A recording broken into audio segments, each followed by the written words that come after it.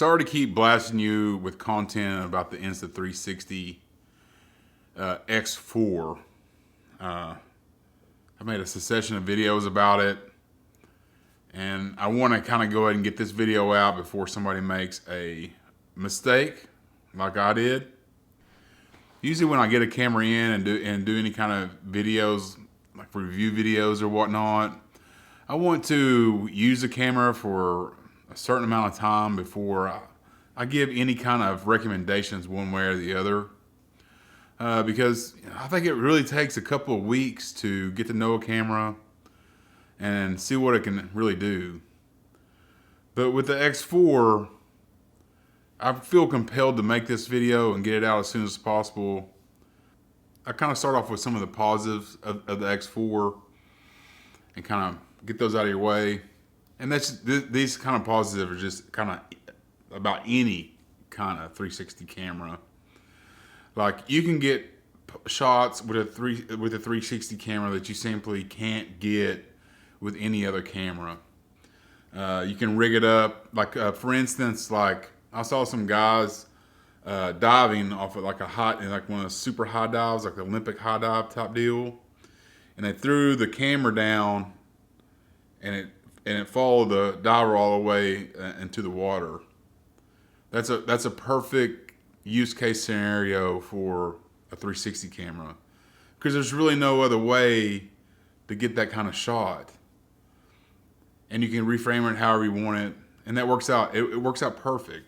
There's a lot of different shots and creative ways to use this camera that no matter what other kind of camera you have, there's no way you can get those kind of shots, and that's what this camera is designed for. Also, being able to reframe between horizontal and vertical with the same clip. You can use one clip for, say, YouTube, and then reframe it, and then use that clip for Instagram. You can also, since you got a 360, you can film one perspective this way and one perspective this way, and get two different perspectives, all the same clip, by only filming once. I mean, for those type of things, it's awesome. If you have a certain scenario that you have in mind where you think this camera would come in handy, you think this camera would be perfect for whatever you're wanting to do, to film, what kind of shots you're wanting to get, then by all means get this one, because it is a pretty decent camera.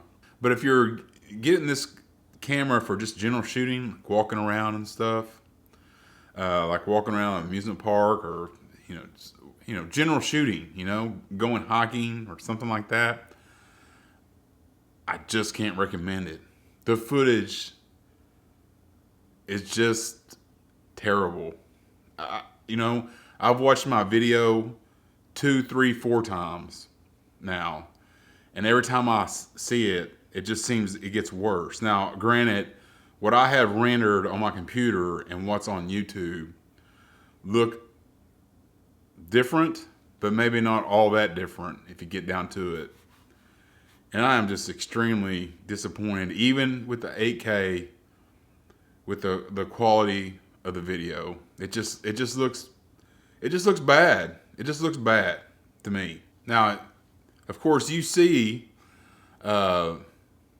videos that were done on release day, and keep in mind that those videos are done by professional videographers, professional filmmakers who had probably an unlimited amount of time to color grade their footage to get everything looking just so.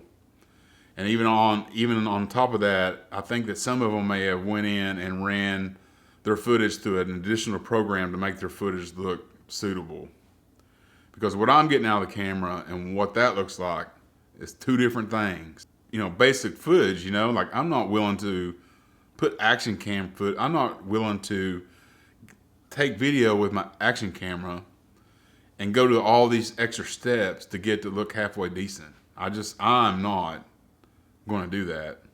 Maybe somebody else, will, don't mind taking the extra steps, but that's just something I'm not willing to do. So however the footage looks coming out of the camera it needs to look halfway decent. And in my opinion, it doesn't. Even in broad daylight, it just didn't look very good to me at all. At all. The audio out of the camera, you heard it in my last video. It's iffy at best. I mean, it sounds okay, but any win at all, it's a done deal. It's a done deal. You can't even use it. The camera gets hot. Now, I haven't had it overheat on me personally, but I mean, just turn it on and you can feel that sucker starting to warm up in just minutes. And a lot of reviews that came out on launch day, they must have added the thermal guard after they made those videos, because none of them mentioned the thermal guard being in the box. I got mine. There's a thermal guard in there, meaning it's a little piece that goes over the camera so you don't burn the crap out of your hand when you're handling the camera because it gets so hot. So I'm sure that if you use this camera in, substantial heat in the 8K mode or in the high frame rate modes, it's going to overheat. I'm pretty much guaranteeing that.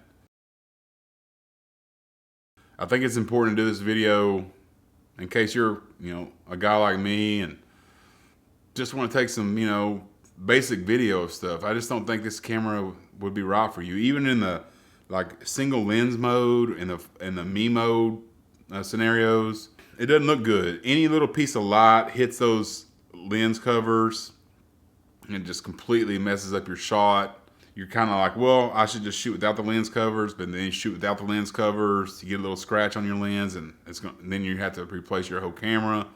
I mean, there's a lot of problems going on with this one. A lot of problems. And I just want you to think about these before you make maybe the same mistake I did. And I really, really, really, really want to like this camera. And I have some things planned to use it for. And one of the main thing I have is like a photo shoot coming up. And I just want to set a camera down. I don't want to have to man it. And I want it to get, footage of what's going on. And I think it'll be good for that, but I'm confident that the footage won't look good at all once I get it out of the camera. It might look good for Instagram or something, but it's not going to look good for a YouTube video at all. I mean, I just can't put, my name on the line for this camera. I just can't do it. To me, it just looks terrible. So, and on top of all that, you have a 15-day return policy, which I would be packing this sucker back 3 days after getting it. But they package it in such a way that I had to basically destroy all the packaging to get it out of the box.